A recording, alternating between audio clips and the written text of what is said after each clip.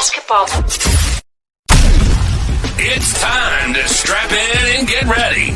The Insight NBA team is in the arena, bringing you the ultimate play-by-play on who's hot and who's not to help you win your leagues and dominate your mates.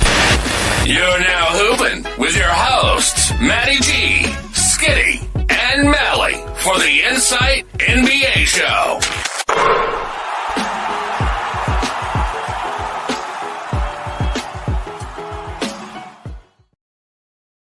G'day everyone, we are talking sell high, buy low, and we've got some buy low. We'll flip between the two, Malley, because we like to flip between the two things. And what is NBA trade deadline week? The news today, Butler to Golden State. We've got Dennis Schroeder not anywhere right now. Of all the crazy things. Kelly Olynyk, one of Canada's favorite sons, not in Canada anymore. What are some of your takes of these big trades today, including and possibly Brendan Ingram landing in Toronto? Yeah, I like the Mark Williams one. I wouldn't have thought that they would have given up Dalton Connect. I assumed that that'll be met with mixed feelings from the Lakers faithful.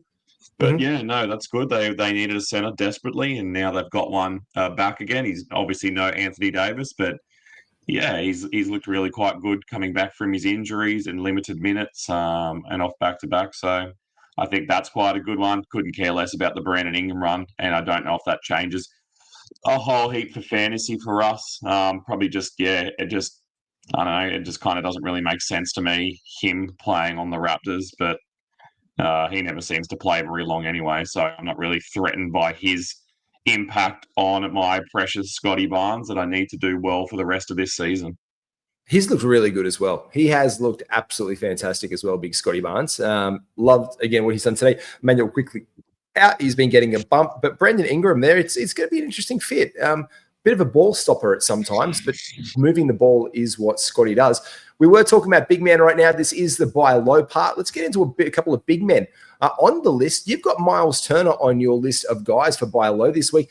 Looking over his stats in the last few games here, tell us why and his last fortnight, especially after this 9-2, mate, this has been him the last couple of weeks. It's been, you know that you and I are both very fond of an old faithful, and he's played a great season, especially in a team where playing right next to Pascal Siakam, who's had an excellent season and has been rewarded for that, I guess, in the All-Star game. But he's had a night off, and he's come back, and he's been a little bit slow. I'm just a person who's always looking to find a way to get my hands on Myles Turner. And with my leagues slowly creeping closer to our trade deadlines, respectively, I think I've got one next week and then one the week after. I'm just looking for reasons to grab the guy. The blocks have been good. I guess it's one of those things that there's a new context of blocks now with Victor Wembanyama. So, Myles Turner was always kind of the benchmark for that. He and Jaren Jackson, who's kind of really faded away in that area, I think even more so than he was last year, but we're not here to talk about him presently.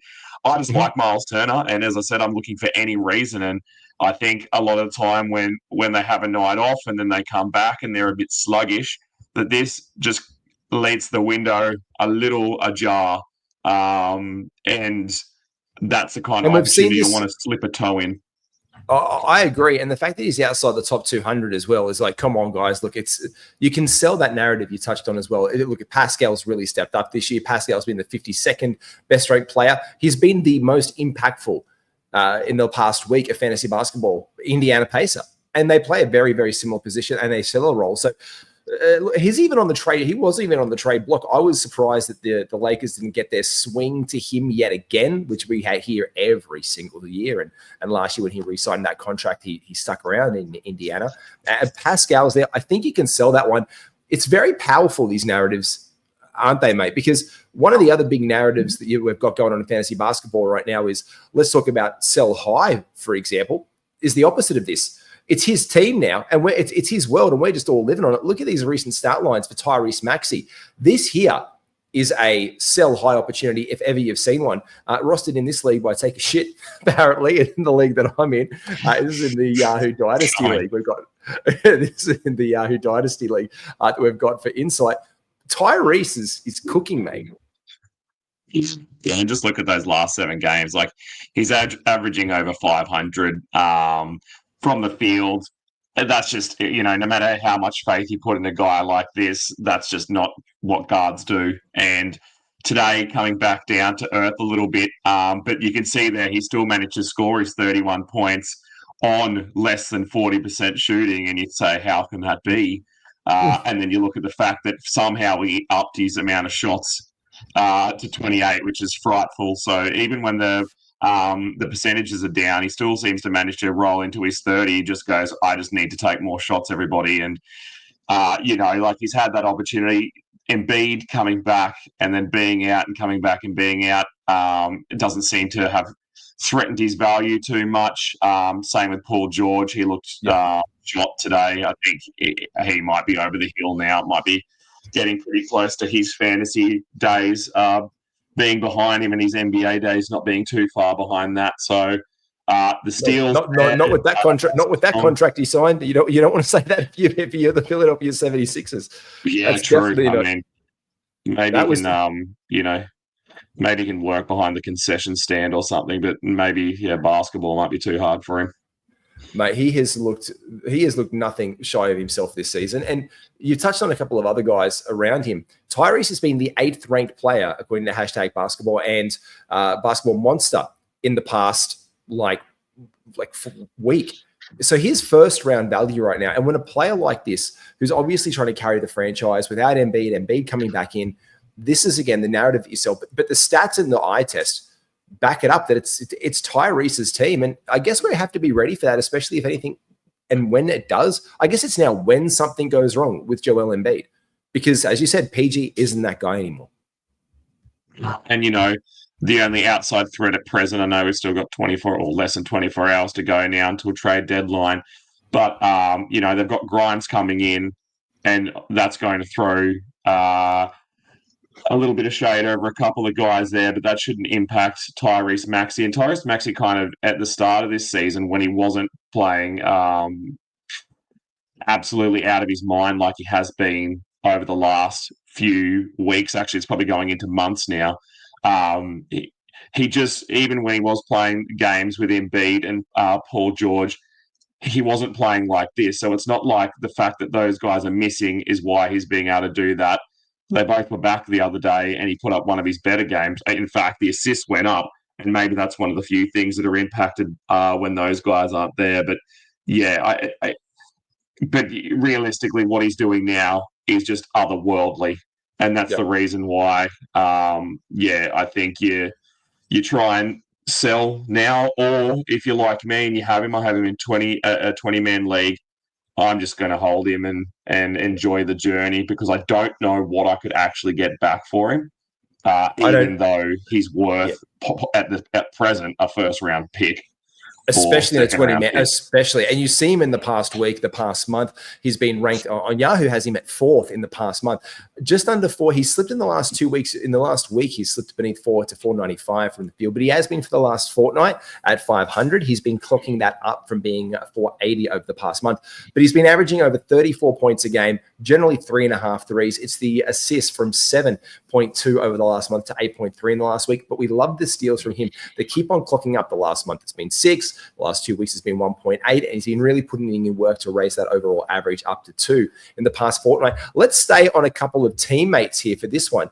This is a tale of 2 guys. We're going to bring up this one. We've got Miles Bridges here. This is from Justin's terrific team. This guy has been absolutely cooking, and this is why you need to sell high. This is on your list, Malley. Let me give you my take.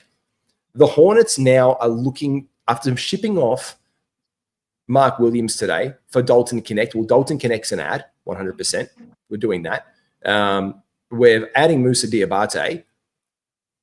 This guy here has been the big stallion in the shed, but I reckon they start shutting these guys down very, very soon, Malley. There's a risk, so you got to move on him straight away. Look at these lines lately.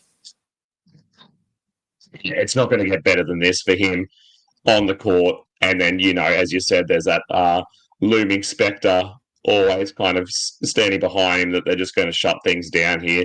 It looks like LaMelo Ball's not going to be out for very long, so he'll come back, which impacts Miles Bridges a little bit because Miles is clearly the number one guy out there now. That he's, well, the whole team's kind of just either getting injured or being traded out. And it's a bit of a ragtag crew that they're starting at the moment, even though they've been playing as good as they have, the rest of the season. Ironically, they're still, losing by 10 points or around that mark. But yeah, like that triple double seems unreal. You can see there that that 10 assists stands out like a sore thumb. But yeah, the 23 point kind of average that he's putting up at the moment, he's been spectacular from the free throw line. It's just kind of like everything that he's doing seems unrealistic. And not only is everything that he's doing seem unrealistic, it's the fact, as you said before, that he may not be long for the NBA world this season. And when you combine all that, it's kind of the perfect storm of get out while you can. Depends if other people will buy into that narrative. But he has been playing incredibly well, and I think that might be enough to entice somebody in these dying hours of trade. We've all got trades on the mind because we're watching the real life trade deadline. I think that kind of people get whipped up in that hysteria. Case in point, I'm also that person. So I'm just looking for a trade at these in the twilight hours of our own fantasy trade deadlines.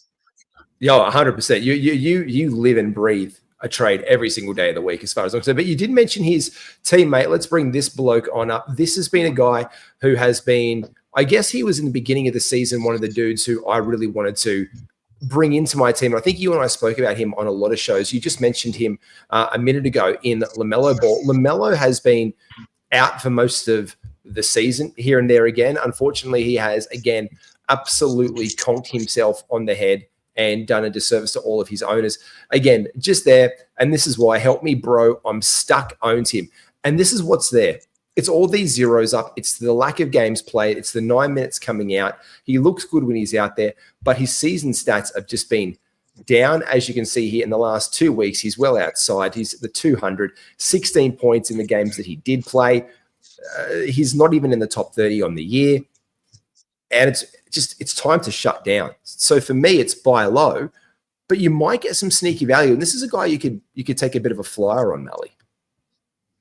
Yeah, again, depends how far up the ladder you are, and also depends on what kind of a buffer you have and how much risk you want to take and how good your team is and what you're kind of losing. There's just so many moving pieces in this puzzle that this advice is kind of generalized because from case to case, it's going to be quite different for people.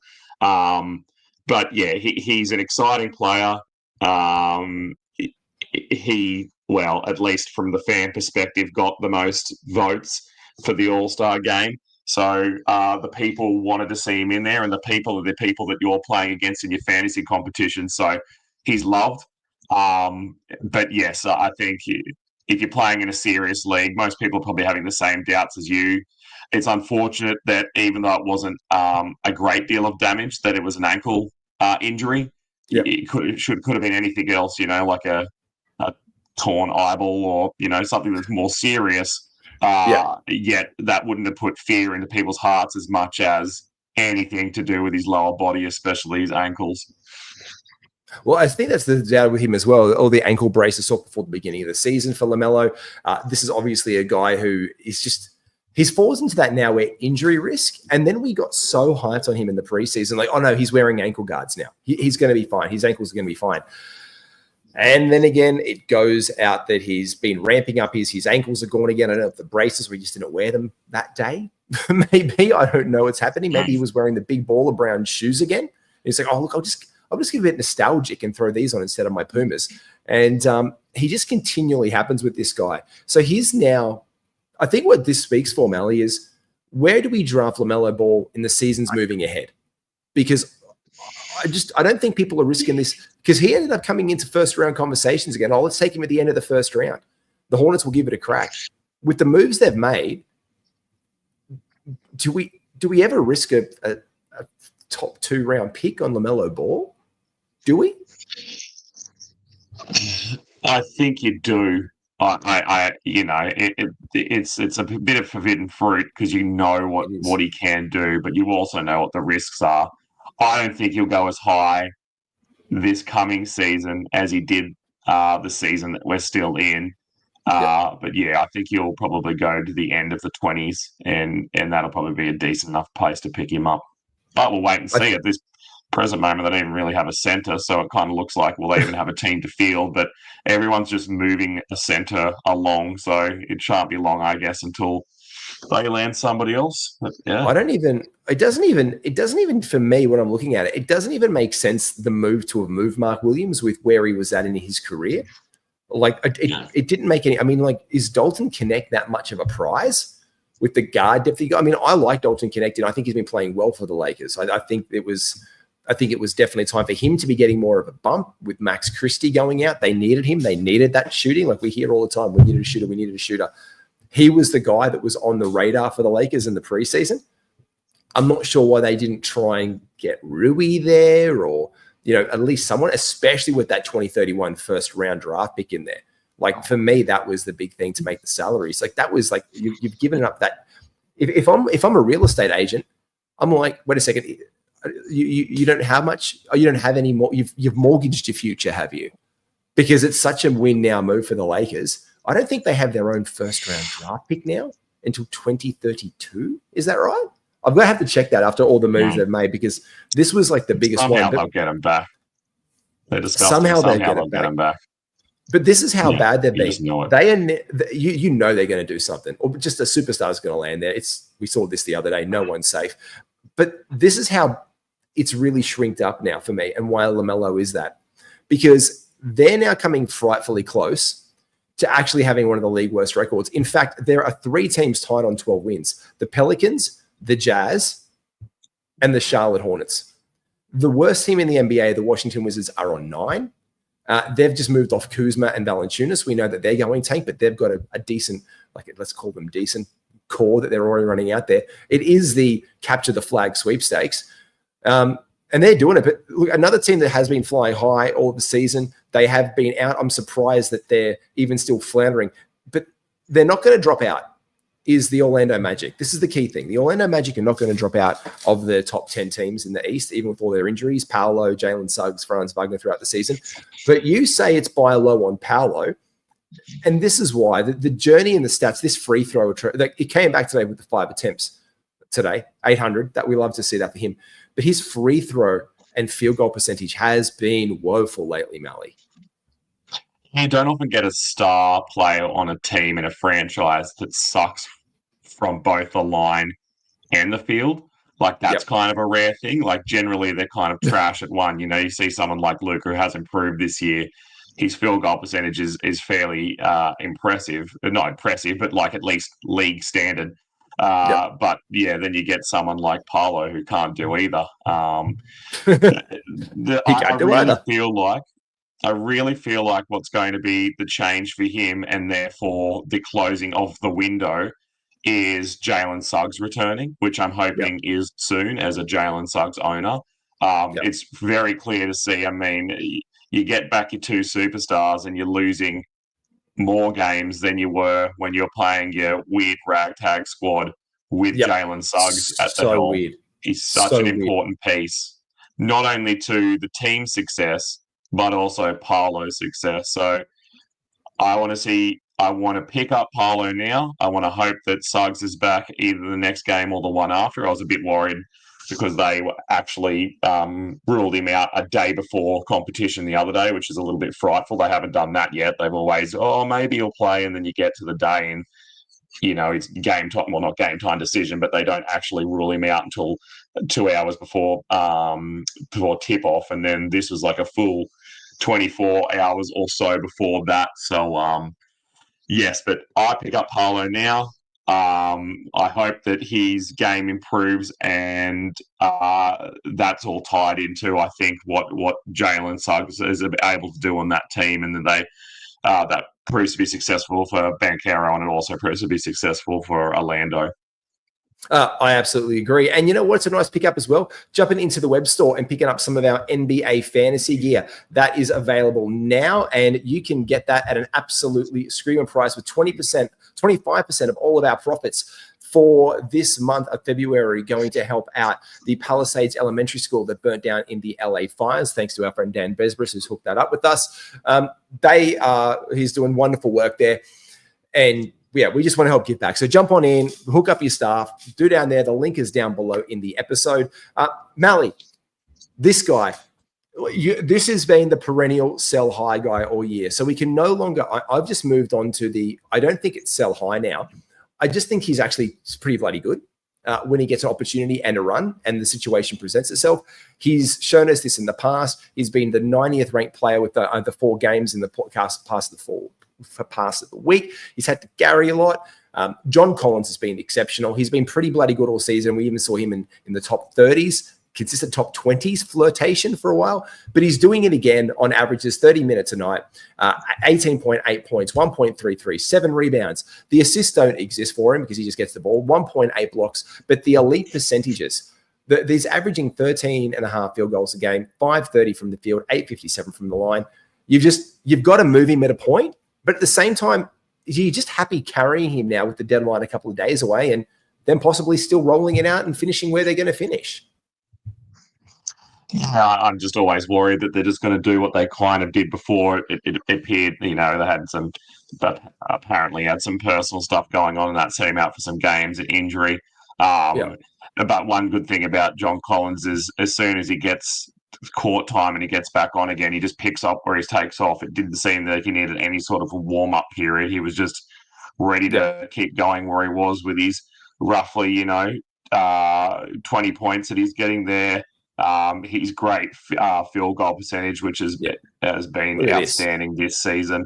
We'll see, as in these dying hours of the trade period, kind of closing out whether he stays where he is. And he has been great. I don't think anyone's really going to argue that. It's more the fact that, what are they going to do with him? It seems what do we do with the drunken sailor? What do we do with the drunken sailor? If he stays there, what are they going to do with him? Are they just going to plonk him down and that's it for his season? And I mean, realistically, look at the state of him at the moment.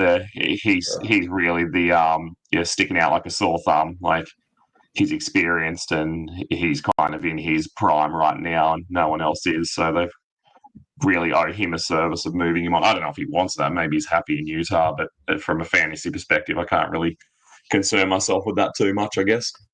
Well, let me bring you on to this one because the same guy owns him in this league. Read a book on me in our Dynasty League. He is one of my favorite players. I drafted him almost everywhere. I could not pick him up. His history in this league, he went in the 6th round, 72nd overall in this one, and I just missed it. He was coming back to me in this draft. I remember it because this was our Dynasty draft, this one that I'm showing you casing from tonight. And I was like, I'm going to pick him up. I'm going to grab him here. This was the pick because he was coming back around to me on the turn. And no one was doing it. He was injured at the time. Everyone was treating it like a little bit of an injury draft. And I thought this was a steal in the 6th round when he was injured. He has been absolutely incredible. The last 2 weeks, the man has been, according to Basketball Monster, the 2nd best player in the past week. He has been averaging, and here on Yahoo, 35 points a game, 6 made threes, 4.3 rebounds, 5 assists, 1 steal, almost a block a game, 2 turnovers. But these percentages, Malley, are insane. 649 on 19 attempts a game. The amount of attempts that he's taking has gone up, and so has he. This is reminiscent of that Mikal Bridges insanity from the end of 2 seasons ago, and plus 900 from the line on 5 attempts, mate. It's just nuts. But what could you get back for him, or do you even want to get something back for him at this point? I kind of feel like no. I guess you could have had slight concerns that Brandon Ingram was going to come back and demand a little bit of what Trey Murphy was getting, but that's obviously not the case now. The players that they've got coming back to the Pels aren't going to be any threat to him and the shots that he's taking. You're right. He's just been wonderful. He really has. I was high on him, not as high as you, And he's gone way above where I thought. So Yeah, same. Yeah, he might be the one who, we talked about where does Ball go next season, but it's probably more where does Trey, especially if he can finish healthy. Where does he go next season? And I think it's going to be quite high. I think it is. I think he's played himself into that this year, especially with everything going on with Zion. We don't know what happens there in the offseason. He is obviously the big show pony for the New Orleans Pelicans and been nothing but an absolute fantasy weapon. I've owned him in most of my leagues, and every time I look in this one, I expect just to see Trey Murphy III's name, and I don't, and it makes me sad. Because he's like, he Emmanuel Quickly and a bunch of OKC players are the guys that I was targeting for fun for me, for my drafts, and I couldn't get him. Just 4 picks away. Four picks in a dynasty league. Just should have gone early. It breaks my heart. Malley, thank you so much. Make sure you like and subscribe to everything. We'll do a catch-up very, very soon and go over all the trade deadline info. Be well. Take care. Like and subscribe. This is the Sell Buy Show. More coming at you. We'll catch you soon, everyone. Take care.